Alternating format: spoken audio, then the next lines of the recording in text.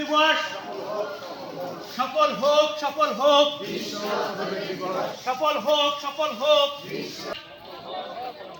বিশ্ব পরিবেশ দিবস, বিশ্ব পরিবেশ দিবস সফল হোক।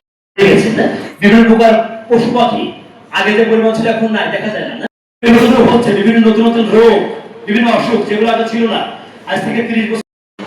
আমরা আসলে প্রতি বছর যে কাজটা করতে যাই যে